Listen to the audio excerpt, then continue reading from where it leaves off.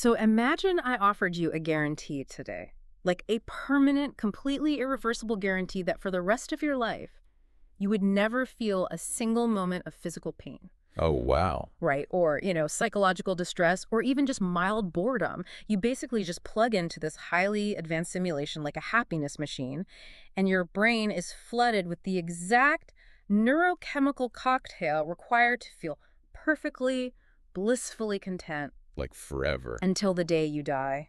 Would you take it? I think most people instinctively recoil at that offer. Yeah. It's like the idea of Aldous Huxley's Brave New World, right? Where society is just pacified by a perfect narcotic. It feels dystopian, not utopian. Totally. We just recognize on a gut level that a life completely insulated from reality, even a really pleasurable one, is entirely hollow. It lacks friction. It lacks truth, honestly. Which kind of brings us to the ultimate human question and the whole mission of our deep dive today. Yeah, the big one. The really big one.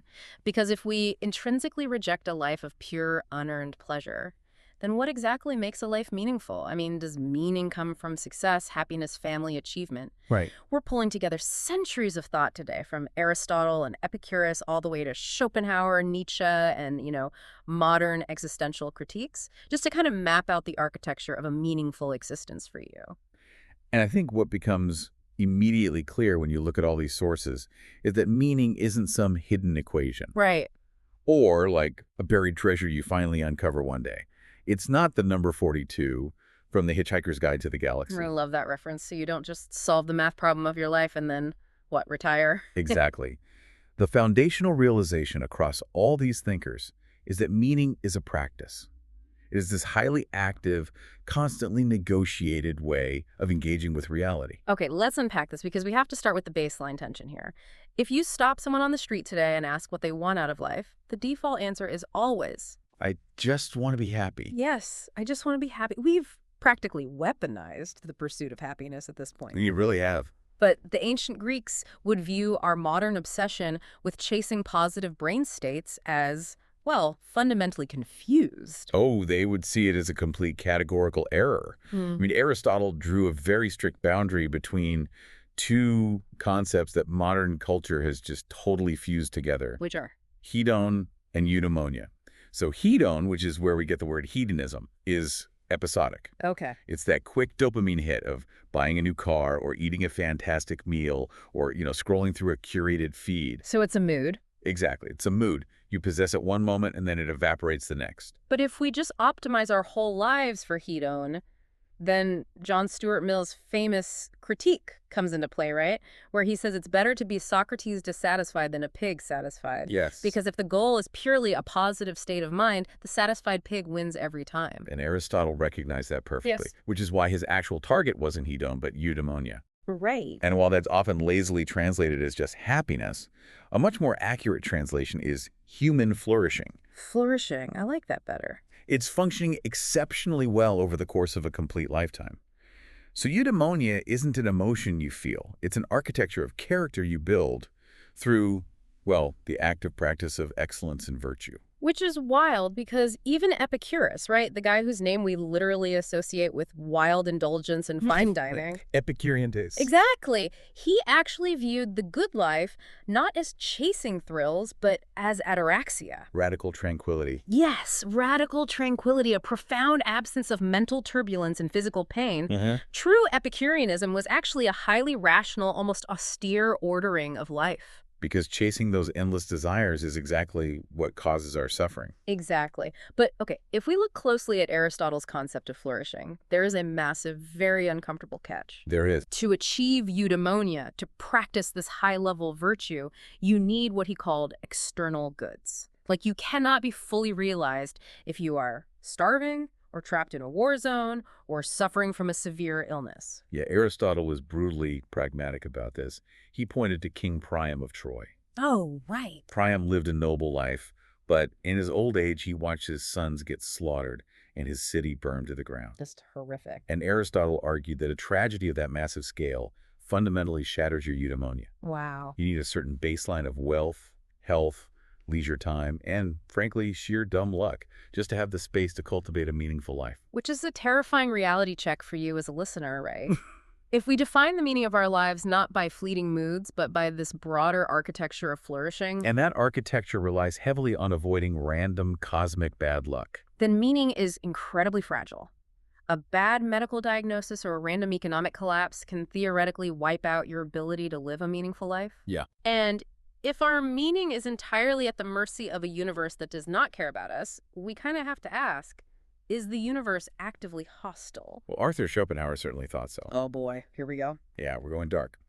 If Aristotle believed the universe allowed for rational flourishing, Schopenhauer peered into the cosmos and saw an absolute nightmare. He really did. He believed the fundamental reality of the universe is this blind, irrational, ceaseless force that he called the will. And just to clarify, this isn't will in the sense of a human making a conscious choice, right? No, not at all. This is a metaphysical churning engine of desire. Exactly.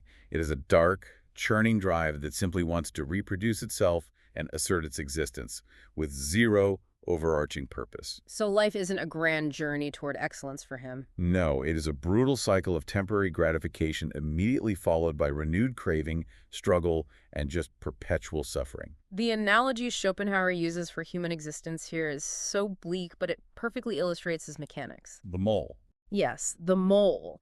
So he describes this creature. It's born underground in permanent pitch black darkness. Right. And it spends its entire agonizing life frantically digging through dense dirt with its massive shovel paws. It exerts unimaginable effort, endures constant struggle, and for what? Just to get some worms. Literally just to secure enough worms to survive and to procreate so the next generation of moles can dig in the dark. It's so depressing. Hmm.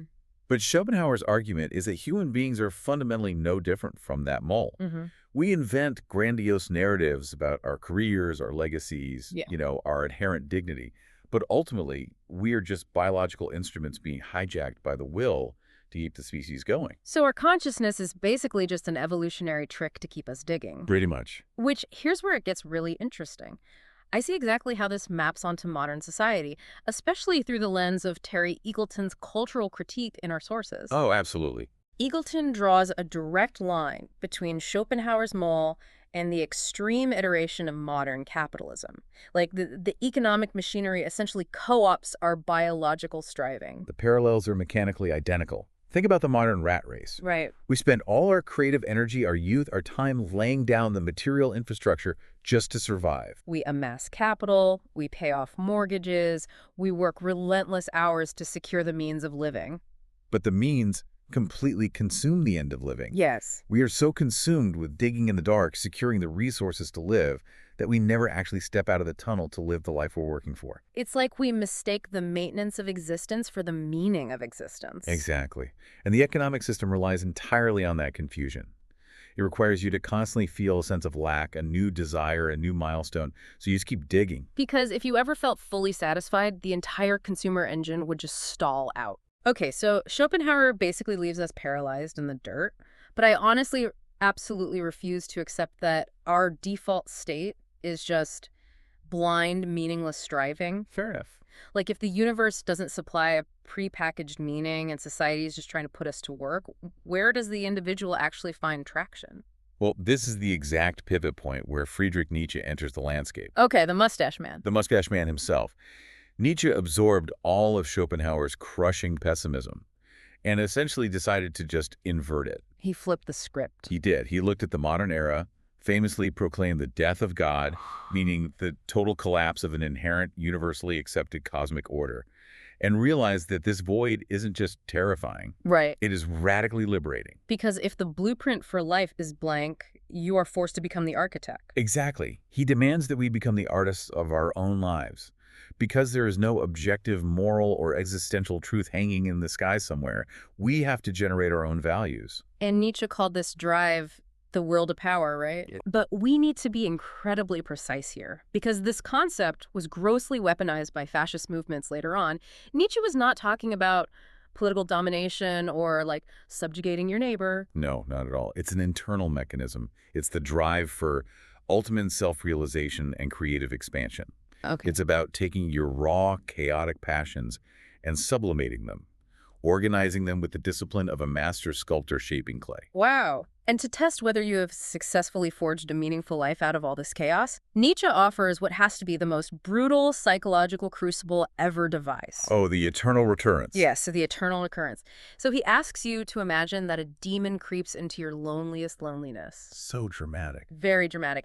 And this demon tells you that this life, exactly as you are living it right now, will have to be repeated. Every single part of it. Every pain, every joy, every mundane commute, every devastating heartbreak, in the exact same sequence for all of eternity. Just the sheer psychological weight of that thought experiment is staggering. He called it the heaviest of burdens. Yeah. And the challenge is, could you look at that demon and say, yes? Could you embrace that eternity? To achieve amor fati, right? Yes, the love of fate. It means you have crafted your life so authentically, and you affirm your choices so absolutely that you wouldn't alter a single brushstroke on the canvas. You don't just tolerate your life, you actively will it to happen again and again forever. Exactly. But wait, let's stress test this a bit, because this hyper-individualistic framework feels incredibly dangerous to me. How so? Well, if meaning is generated entirely ex nihilo, like out of nothing, from a solitary individual's iron will, just imposing their artistic vision onto reality, doesn't that validate some horrific behavior? I see where you're going with this. Take the example from the text. Paul Gauguin, the painter. He abandoned his wife and children to go paint masterpieces in Tahiti. By Nietzsche's metric, if Gauguin achieves his artistic self-realization and would gladly repeat his life for eternity, his life is quote-unquote meaningful. But what if someone is a single-minded, ruthless dictator who loves their own fate? Does the pure aesthetic force of your will excuse the wreckage you leave in society? Like, what does this mean for the rest of us who actually care about other people? And that right there is the fatal flaw in Nietzsche's radical individualism. We are not isolated, solitary gods capable of generating meaning in a total vacuum. Right. The idea that you can carve a meaningful life entirely separate from the web of human relationships just ignores our fundamental biology and psychology. We are deeply interdependent social animals. So meaning, by its very mechanics, must be relational. Exactly. It requires a reciprocal space. You can't achieve meaning by treating other people as mere raw material for your own personal masterpiece. Right, because when you trample over others to achieve your self-realization, you damage the very social fabric that your own nature requires to thrive. Beautifully put. And the philosophical framework for this reciprocal space for flourishing is love. But not the romanticized greeting card version, I'm assuming. No. Love as an active structural condition. It is the environment where the fulfillment of one individual actually becomes the foundation for the fulfillment of another. Okay, and what fascinates me here is that this deep relational meaning isn't just defined by our connection to others. Right. It is forged by the very thing we spend billions of dollars in our entire lives trying to deny and outrun, which is our absolute finitude, our death. Yes. Martin Heidegger provides the mechanics for why death is essential to meaning. Okay, lay it on me. Heidegger observed that we spend the vast majority of our lives anesthetized. We are lost in what he called das Man, which translates to the anonymous they or the herd. The herd mentality. Yeah. We dress how they dress. We value the careers they value. We adopt the opinions they hold. We basically drift through life completely inauthentic, shielded from the reality of our own existence. And death is the only thing that shatters the illusion of the herd. Because death is the ultimate non-transferable experience. Nobody can do it for you. Exactly. No one else can die for you. When you are forced to confront your own inevitable mortality, when you truly internalize that you are finite, it wrenches you out of the comfort of Das Man. It induces this profound existential anxiety. But Heidegger argued that this anxiety is deeply clarifying. It forces you to take ownership of your existence. Because your time is strictly limited, how you spend this specific hour actually matters. Because if we had infinite time, every choice would be essentially meaningless. Right. You could always just choose the opposite later. It's the boundary that gives it shape. Exactly. John Cottingham uses a brilliant analogy in our sources to illustrate why this fragility is the actual engine of meaning. A hospital one. Yes. He describes an architect named David. So David spends his entire fortune, decades of his life, pouring all his energy into building a state-of-the-art hospital in a deeply impoverished area. It is his life's magnum opus. Exactly. And a week before it opens, a random meteor strikes the Earth and vaporizes the hospital completely. It is an agonizing, absurd loss. It feels like the ultimate futile joke of the universe, right? Yeah. But Cottingham points out that the very fact the meteor could hit it, the reality that our projects might fail, that natural disasters happen and that we will all eventually die, is the only reason David's sacrifice possessed any moral or existential weight in the first place. That's the kicker. Right. If the hospital was magically indestructible, and David had endless time and endless resources, his dedication would be trivial. It literally wouldn't be a sacrifice. It is the precariousness of the endeavor that generates its value. The vulnerability isn't a bug in the human operating system. It is the operating system. Yes, we spend so much of our modern lives trying to build these fortresses around ourselves, trying to secure our wealth, our health, our emotions against any potential loss. We think meaning is found when we finally achieve complete safety. But a perfectly safe life is a sterile life. The risks you take in loving someone who could break your heart, the potential for catastrophic failure in a project you care about, the looming shadow of your own mortality. These are the exact structural requirements for a meaningful life. Exactly. It fundamentally flips how we view our anxieties. The vulnerability you feel isn't a sign that you're doing life wrong. It's the demand that you show up authentically. Wow. When you look at the entire landscape we've mapped today, it is a staggering progression. It really is. I mean, we started with Aristotle's demand for architectural flourishing, which is tempered by the terrifying luck of external goods. Right. Then we faced Schopenhauer's abyss, recognizing the danger of becoming a blind mole consumed by the economic machinery of the rat race. The digging. The endless digging. Then we took on Nietzsche's radical challenge to forge our own values and love our fate.